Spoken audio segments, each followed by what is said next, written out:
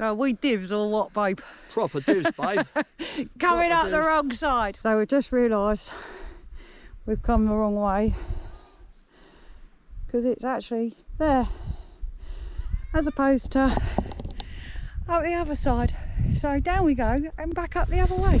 So we're heading up the Cleveland way. I believe it's about 70 miles worth of walking, but we ain't going that far. We're just hitting the top, which is just up there, and hopefully seeing the monument. And here we have the Captain Cook monument. The clouds are coming over, but there's still a bit of sun in there somewhere. How cool is that? So this is a great little park up underneath the monument. There is car parking along the Cleveland Way, and it is so peaceful and quiet here. We probably will end up staying the night. There are no signs telling us not to. So this is where we're parked for the evening. And at the moment it is so quiet. As long as we don't get any boy races and that, we should have a brilliant night's sleep. However, there is no reception down here, so we will have to disappear first thing in the morning, just in case there's any problems at work. The green on Great Ayton in North Yorkshire, just in the malls. A little village here, lovely little village. We come down this morning after spending the night on top of whim, Cleveland Hills near the James Cook Memorial. Had to come down early doors because there was no internet. We always need internet for work, etc. We stopped here for a bit of breakfast by the Captain Cook statue of him in his younger days. This was only erected in 1977. He lived in Great Ayton for 4 years and went to school just over the road. The school where Captain Cook went, 1776 to 1780, I believe. Now a museum.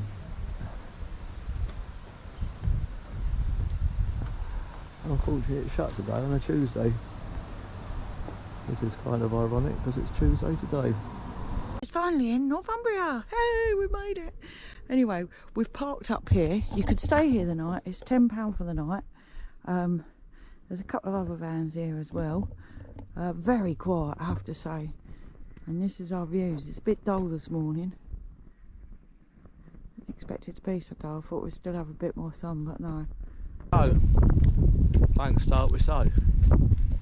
Here we are, Derwent Water, Northumberland. Reservoir built in 1967, wasn't it, Lise? I believe so, yeah. Yeah, not too sure how we managed to get to Northumberland, but here we are.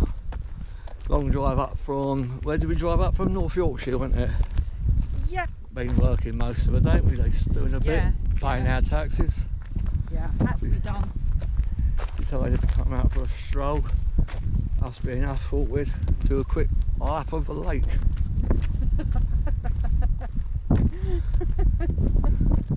Us being us, got lost on the way out. Up on the road? Up on the road. It wasn't a main road, it was just it's just a country lane. A track, yeah. Where you could only see its hedgerows either side and flies bombarding you. So anyway, we got to a picnic area up there, looked at the map, seen we'd walked maybe a third of the way round in our appropriate footwear. So we had a once in a lifetime, let's be sensible, and rather than walking around the lake, or the reservoir, which goes right, you can't see it, it goes right round in front of that hill and back. And it goes on further actually to the left. As I've just explained.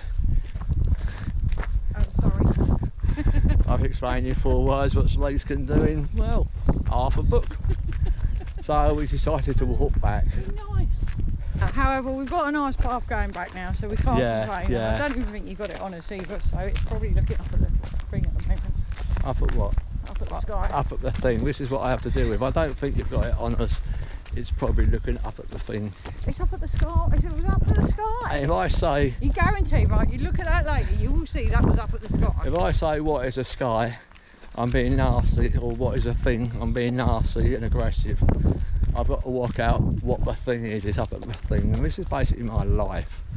Anyway, there's the path we got to walk back. In fairness to ourselves, why we got lost and ended up walking right the way round there is because the other end of this had footpath closed as well. So we in Motorhome Mavericks, we conformed like fools.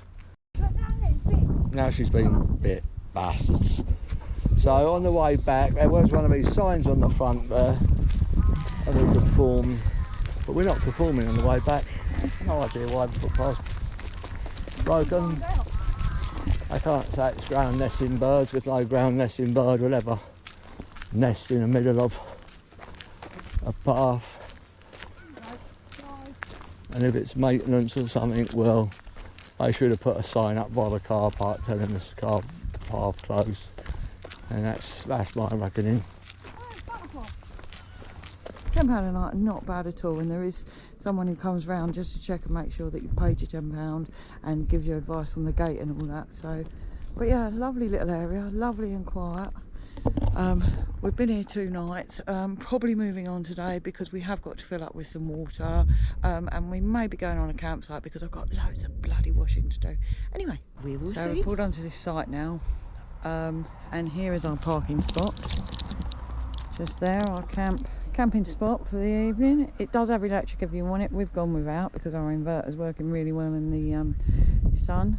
We've just filled up with water. We've got to do the loo drop, but we'll do that a little later. Now heading into the restaurant to have a drink and something to eat. There's also a washing machine here as well, and a tumble dryer, so I'm making the most of them as well. So I'm going to be backwards and forwards all evening. And here we have the restaurant area. There's Spence. So I can wash and drink and eat at the same time. Spence is having a beer. And we've also got shredded chili chicken with rice. Oh, it's really massive. Good. This is why we've got new trousers, bigger trousers. You know you're in the country when you're eating your dinner and a chicken walks past. And there we go, look. Bailey's coffee. And Irish coffee, because we're hardcore in the store. So end the night. Day 146 of van life towels. And it's not often you get to go out for a meal in a restaurant which has got a laundrette. Not gonna lie, bloody handy. Bloody handy. You have a drink. Have a drink, go and check on your washing. I say that loosely, obviously I didn't get check on the washing. Mrs. North did there. And then on the way home, the restaurant's shut. You take your washing home. And see how much we drop. Happy days. Welcome to Northumberland, England's border county. We are now heading into Blanchland village, and it was basically a long time ago, about 800 years ago. The land was handed to some canons who built a monastery here in 833, I believe it was. Might have that wrong. Well, I know it was over 800 years ago. However, it was dissolved in 1532, I believe, when Henry VIII dissolved all of the abbeys and monasteries. It was brought out in the 18th century, and basically they tried to restore it as best as they could, back to how it used to be, using a lot of the stone and brick from the old abbey to restore and build houses and that here. And now it is actually still people living here. They've got working farms here, and it's also grouse shooting as well, was quite popular around here. But we're going to go and have a look.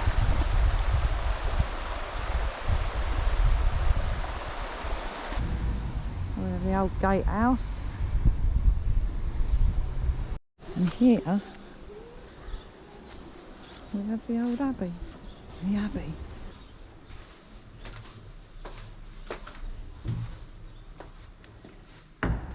Spooky.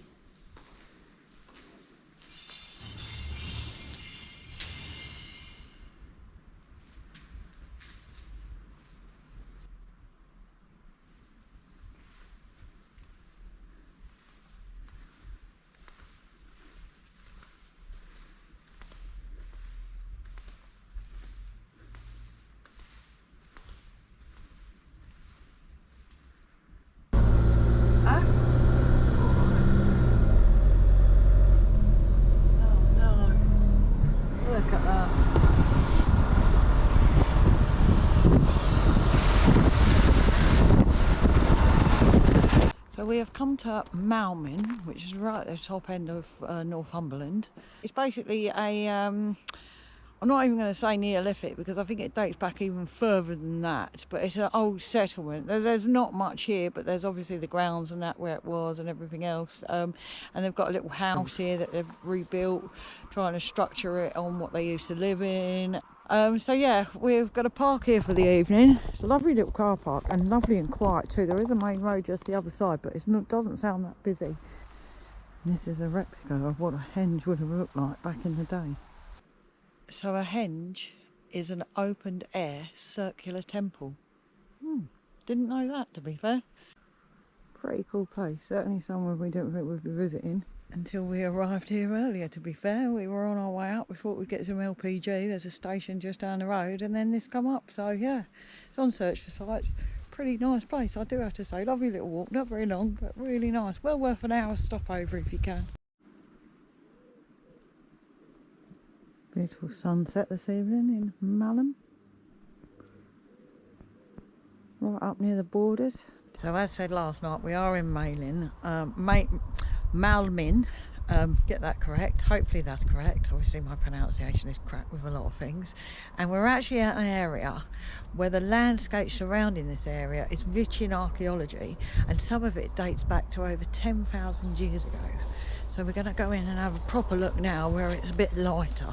So here we have a reconstruction of a Dark Age house. We're going to go in, hopefully, get that on there and have a look.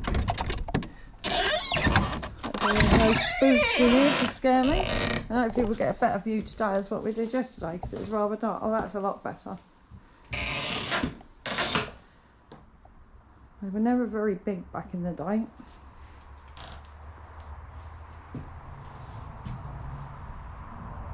Now we date back as far as the Mesolithic period, which dates back between 10,000 and 4,000 BC, I believe that's correct. And it is a stage between the Ice Age and when the hunter-gatherers started moving onto the British Isles to hunt and gather. So we're now going to leave Malton and we're going to head up, and hopefully we'll probably get as close to the border as we possibly can by heading up to, what's it called, Spence? Flodden! Flodden! The Battle of Flodden. So yeah, we're going to see what's about up there. While the sun is shining, we're going to go out and enjoy. On the 9th of September 1513 at Flodden Field, there was a grand battle between James IV Scottish Army and the Earl of Surrey's English Army. James IV Scottish Army had a defensive position on Flodden Hill, and he was well trained to look over the Milford Plain, which is to the south, where he assumed the Earl of Surrey would be approaching. On the morning of the 9th, the English army moved north to outflank the Scots. And so the Scots were pushed down from Flodden Hill and taken over there, and moved over there to Braxton Hill ahead of you.